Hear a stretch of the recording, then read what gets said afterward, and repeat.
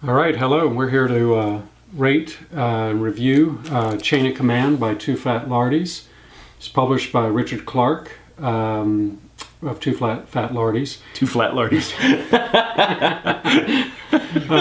That's different. We should we should have a section on the naming of companies. Yeah, right. Yes. Yeah, we can talk extensively about that. Published in 2013, it was in some ways the successor to their Troops, Weapons, and Tactics, which is a platoon level skirmish game. Follows on from their I Ain't Been Shot Mom, which is a company level. A couple new mechanics. We're going to rate it on a 5 different categories and see what we both think of it. All right.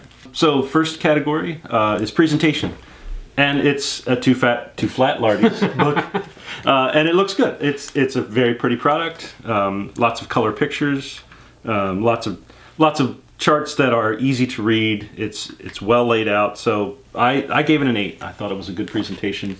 Yeah, so I agree. It's at the top end of that. So I agree. It's certainly at the top end. It's thoughtful, well organized. My score is an 8. It has a period look. It does. So. It does. They put a German on the cover, which evidently sells 20% more World War II. Well, I think it's required, actually. Yeah, so playability. I mean, the thing I always look for is how easily can I get into a game. And this one, I think, is pretty easy. It's not a large number of units. You're looking at a platoon with some supports, so 1 or 2 tank models, maybe, some half-tracks and that sort of thing, some anti-tank guns. So I think pretty reasonable to get in. A lot of people, if they're involved in the period, are probably going to have the figures to begin with. It's marketed as 28 millimeter in terms of, you see a lot of people playing that, but the scales actually are I think, ideal for 15 millimeter, and it plays well there too. So there's really no barrier to 15 or 28.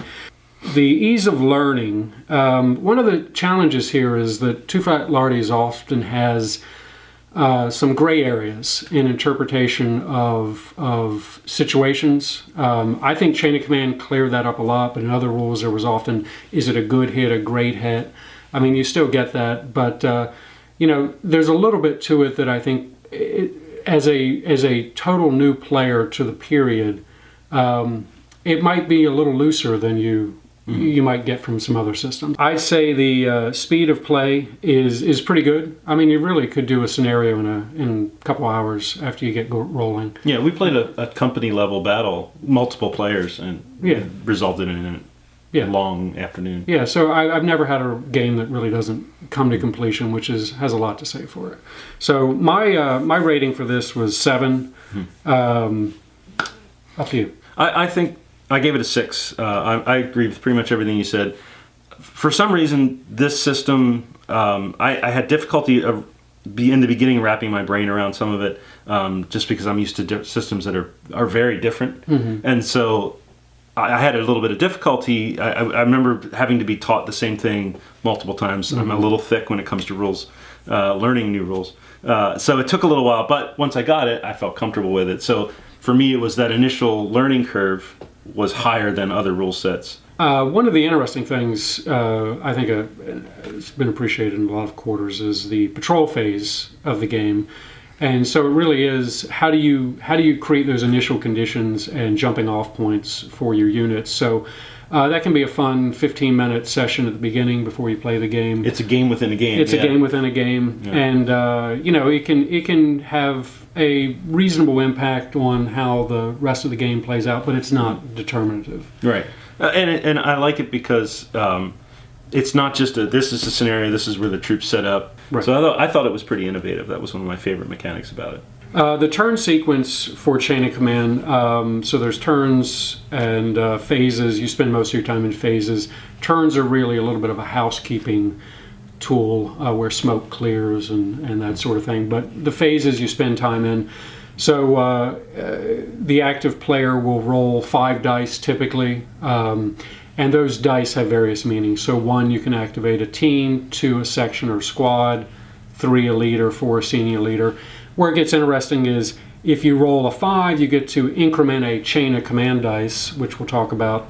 And a 6 is a way of determining whether you're going to keep your active phase or whether it turns over to the next player. So I think that works okay. You can combine the dice rolls. It's the usual having to make choices about who you want to activate, and there are times you don't get to activate the combinations you want to.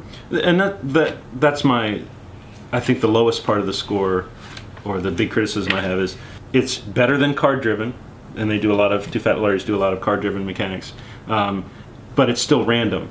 And for me, friction should come from the interactions of other players. What's the other opponent? What's your opponent doing, and what's that causing in terms of friction? This creates randomness, which does create a friction of its own. But for me, it's a random frictionness. But with that said, if I was flipping cards over, I would not like that.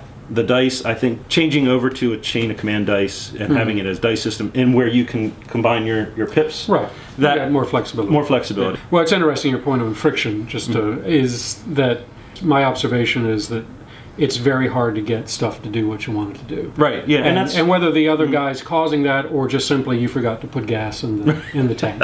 I mean, right. And you're dealing with people, and getting them to move across a bloody field is, and I think that comes out in the other mechanics. It's very difficult sometimes. Right. Yeah. I think for me, it's how you get that is important, but does it work means that it still works. Right. Right. It does force you into those situations where you're going to have a difficult time. It can be comical at times. Yeah. Yes. That can be frustrating. And I think, yeah, that's true.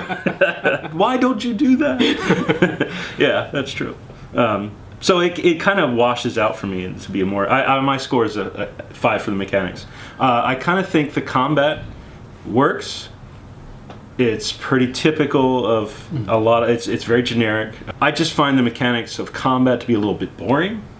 I like a little more chrome, and am I firing an MG42? I know some of that's in there, but my interpretation of that stuff is just a little bit different. In other systems, I think I look forward to shooting a little bit more. I think it's more fun. Right. I don't disagree with you there. I think I think they work, and I think if you remember the whole, quality of the other troops, which I can tell you from playing is one of those things that is often, right. Who are these guys, and why are we here? but it works. But I think I get what you mean. I've played some other systems where I that anticipation of, hey, I'm about to shoot here is a nice feeling. Yeah. And it's D6, and I'm not a big fan of D6, but I don't dislike D6 either. Right. So, right. So what did you score? I scored a 5 for mechanics. I gave it a 7. I think all in combination, all of them tend to work. I would say something about movement, which is I've come to like fixed movement. Okay. With some penalties here and there, but most of the Lardy rules use random movement. Again, that's a little bit more of the friction in there. That's maybe on my end too much. And it's totally random, right? It's not a base number. That's right. That's right. So, and that's modified by the shock you've built up from combat. Yeah. Which to me, you can get in situations where you're just not moving. Yeah. But I think that ties back to their big premise in all their rule sets is that leaders matter. Yeah. And I think it's important to say that as part of that. So all of the mechanics, a lot of the stuff you don't like about it, I think, or not you, but anybody might be frustrated about, comes down to the fact that there are periods where you need commanders to get people moving, and a lot of their mechanics seem to be driven to that end. For the historical flavor, the period feeling chrome, I think it has the period right. I think their support, the details they provide for each nationality, which you can find the usual at the back of the book, and then they've published for everything from Spanish Civil War to Indochina.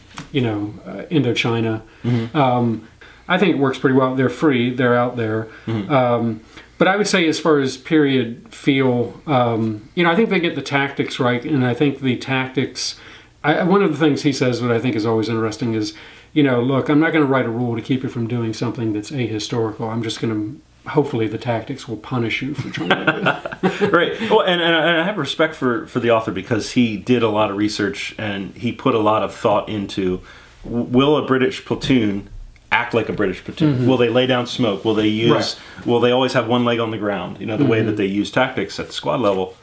Just the fact that he's thinking about that, I think, is good, and I think he puts that in here. So I think the historical feel, it's a World War II rule set, and it plays like a World War II combat. So So I think for historical flavor, I gave it a 7 because it really captures the feel of the period. I gave it an 8. I don't have a, that seems a solid level for me. I think you're right. I mean, one of the as a fan of the period, anybody, it is fun to get crunchy, right? Yeah. And I think with some other systems, the support materials or just kind of what goes into the rules, it makes it feel like, I got that level of detail that I want. I think it kind of goes without saying. Chain of Command for me gets a 10 out of support, just because you mentioned community. Right. Chain of Command and Too Fat Lardies have built up a major community and following, and they support all their systems. They write an incredible amount of stuff. So just the fact that they have that much stuff available, and a lot of it's available for free, I think, I don't think I would have rated anybody else a 10 for support, but Too Fat Lardies get it. Yeah. Even when I'm not a fan of all their rule systems, like I don't like an I Ain't Been Shot Mom at all. I don't think I'd play it, but they support the rules. So. Well, I recall you did play it. So. I did play it under duress. But I agree with you. Yeah. I think a 10, that was an easy one for me. Yeah. They great support, whether through the forum or directly with Richard, and frankly, he's been doing a great job at some of the cons. I know the most recent HMGS conventions, there's been a growing presence there. All right. Final score? Final score for me was a 76, which I'm told is quite high as these things go. Yeah. Because the way the scores are weighted, that puts it at one of the highest scores. Okay. And you? I got a 65, which is high, which is good. Like I said, it's a decent system. The question is, would you pay £22, which is $30? $30. Something like that. I would. I have. You have. But I think it's relative to other options, it's a high value. Yeah. No doubt about it. Worth it. If you're interested, you can go to littlewarstv.com and check out our reviews and read a little bit more about the reviewing system, the scoring, and all that. And you could also do your own reviews.